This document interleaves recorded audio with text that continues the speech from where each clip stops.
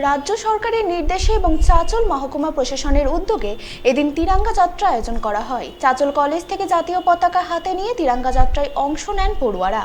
তারা জাতীয় পতাকা হাতে নিয়ে শহরের বিভিন্ন পথ পরিক্রমা করেন। তাদের কণ্ঠে শোনা যায় বন্দে মাতরম ধ্বনি। দেশাত্মবোধের আবহে কার্যত উৎসবের চেহারা নেয় চাঁচল শহর। শেষ পর্যন্ত চাঁচল মহকুমা শাসকের দপ্তরে গিয়ে শেষ হয় তিরঙ্গা যাত্রা। এদিনের তিরঙ্গা যাত্রায় উপস্থিত ছিলেন চাঁচলের মহকুমার শাসক ঋত্বিক হাজরা, চাঁচল মহকুমা আদালতের বিচারক জয় শঙ্কর রায়, চাঁচল কলেজের প্রিন্সিপাল উত্তম পাল, অধ্যাপক মহিদুল ইসলাম সহ অনেকেই।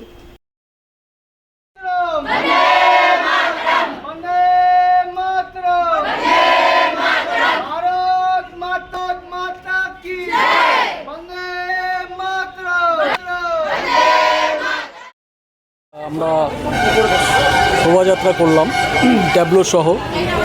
হার ঘাট তিরঙ্গা যে অনুষ্ঠানটা আমাদের করছি আমরা গতকাল অর্থাৎ 9 তারিখ থেকে আমাদের শুরু হয়েছে। গতকাল উদ্বোধন হয়েছে, 17 তারিখ পর্যন্ত চলবে এবং প্রতিদিনই আমাদের অনুষ্ঠান রাখা আছে। আজকে যেটা ছিল জাতীয় পতাকা নিয়ে আমাদের মিছিল, শোভাযাত্রা ট্যাবলো সহ আমরা আমাদের কলেজ থেকে শুরু করে এইচডিও অফিসে এসে শেষ করলাম।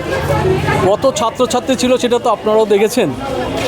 হাজারের ওপরে ছাত্রছাত্রীরা ছিল। তবে আমাদের পরীক্ষা চলছে গৌরবঙ্গ ইউনিভার্সিটির।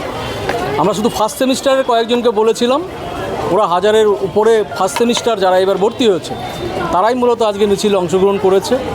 আর ওপরের যারা সেমিস্টার আছে তারা পারেনি, কারণ তাদের পরীক্ষা চলছে।